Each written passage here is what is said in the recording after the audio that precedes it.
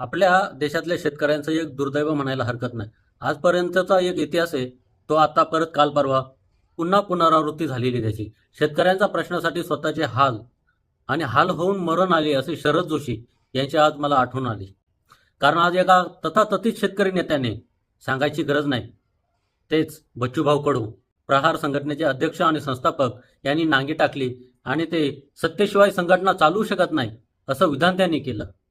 जर तुम्हाला खरंच प्रामाणिकपणे शेतकऱ्यांचे मुद्दे मांडायचे आहेत, त्यांची बाजू मांडायची, त्यांचे सगळे आतोनात जे हाल होत आहेत, त्यांचे प्रश्न मांडायचे, आपोआपच कार्यकर्ते मिळत असतात.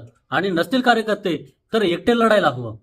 पण सर, तुम्हाला शेतकऱ्यांच्या खांद्यावर बंदूक ठेवून सत्तेत सहभागी व्हायचे होते असा महाराष्ट्र आता प्रश्न विचारतोय. कारण आता तुम्ही कुठलाही प्रश्न आणि मुद्दा सरकार विरोधात जाऊन तुम्ही बोलू शकत नाही. कारण या सत्ताधाऱ्यांनी चांगल्या चांगल्यांना गप्प केलंय. जे सरकार विरोधी बोलताय त्यांचे अकाउंट ब्लॉक करताय, त्यांच्यावरती देशद्रोहाचा खटला दाखल करताय. खूप मुद्दे आहेत हो.